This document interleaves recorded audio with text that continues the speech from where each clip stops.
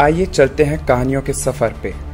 कहानियाँ जो मनोरंजन के साथ साथ हमारे जीवन, हमारी दुनिया और हमारी समझ को आकार देती हैं। ये कहानियाँ ही तो हैं जो हमारे जीवन को रोचक बनाती हैं।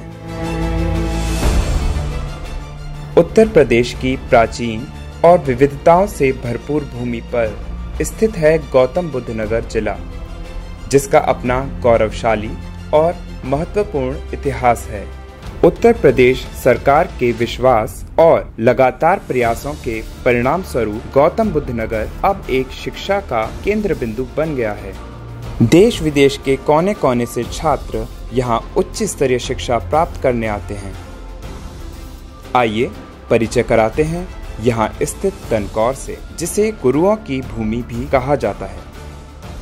द्रोण नगरी है। एक गुरु द्रोणाचार्य जी के नाम से ही इसको द्रोण नगरी कर दिया गया है। ये दनकौर जो है, पहले इसका नाम शुद्ध नाम धनकौर था, उसके बाद दनकौर कर दिया गया। एक गुरु द्रोणाचार्य जी की नगरी के कारण ही इसको द्रोण नगरी की उपाधि दी गई है। गुरु द्रोणाचार्य जी की भूमिका ये है कि वो पांडवों को और कौरवों को शिक्षा देते थे, और जैसे जैसे योग्यता है वैसे वैसे उनको उसी अनुसार उनको निपुण करते थे। एकलव्य जी ने जो मानस मूर्ति बनाई थी, तो वो यहाँ के दनकौर वासियों ने इसी कुंड में यहाँ के नगर वासियों ने पाया है, और वहाँ से उठा करके गुरु द्रोणाचार्य जी की प्रतिमा को यहाँ पे स्थापित करी है। गुरु द्रोणाचार्य जी के विचार आज भी इस पृष्ठभूमि को प्रेरित कर रहे हैं, और गुरु द्रोणाचार्य जी की ही हमारी संस्था बनी हुई है। ये संस्था जैसे कि सुखमल हॉस्पिटल है, और SDRV कॉलेज है, और एक डिग्री कॉलेज है, ऐसे करके संस्थाएं बनाई गई हैं। ये सब किससे हैं? सिर्फ गुरु द्रोणाचार्य जी के मंदिर से हैं। अब हम चलेंगे रावण के गांव। जी हाँ, सही सुना आपने। हम आप पहुंचे हैं रावण की जन्मभूमि विसरक। ये जो विसरक गांव है, ये रावण के पिताजी के नाम से इस गांव का नाम विसरक पड़ा। पहले इस गांव का नाम विशेषरवा ही था। ऐसा है कि जितने में विसरक सीमा है, विसरक थाना जहाँ तक लगता है, वहाँ तक कहीं दशहरा नहीं मनता है। मात्र यहाँ जैसे रावण सब लोग जलाते हैं, वैसे यहाँ रावण नहीं जलाया जाता है। यहाँ के लोगों में आक्रोश रहता है, जैसे उदासी मायूसी छाई रहती है चेहरों पे। कोई ना आपसे जितना हंस खेल के बात ऐसे नहीं करेंगे, जैसे अभी वो माता जी आपसे हंस के बात कर रही थी, उस दिन ऐसे हंस के बात नहीं करेगा। और फिर वो ऊपर से कितना भी हंसने का दिखाएं, लेकिन चेहरे पे वो रौनक नहीं आएगी दशहरे वाले दिन। यहाँ के लोग अपना आदर्श मानते हैं। यहाँ हर कोने में रावण से संबंधित ढेरों अनसुनी कहानियाँ हैं। ये विसरक गांव में है भगवान शिव का इतना प्राचीन मंदिर है, जो कि रावण के दादाजी थे पुलस्त्य ऋषि, उनके द्वारा प्रकट किया हुआ शिवलिंग है। इसको रावण का मंदिर बोला जाता है।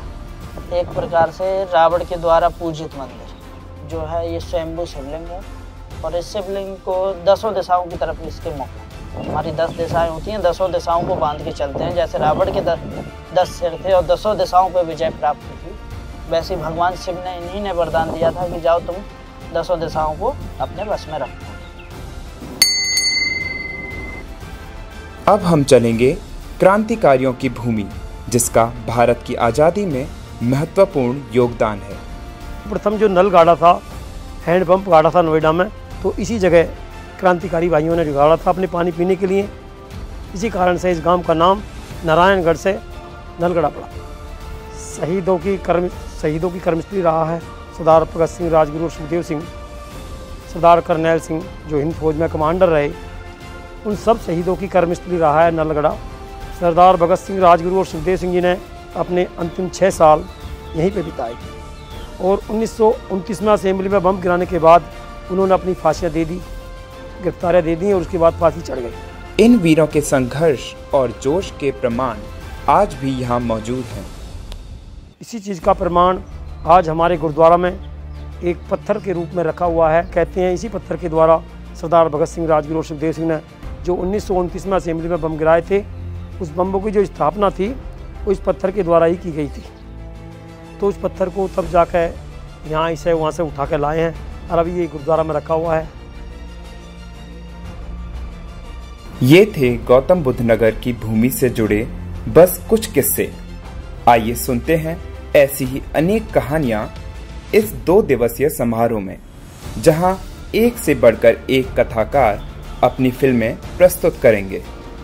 स्वागत है आपका ग्रेटर नोएडा फिल्म फेस्टिवल में, एक ऐसा उत्सव जहां कहानियां, हमारा इतिहास, संस्कृति और विकास सभी को समेटे हुए हैं।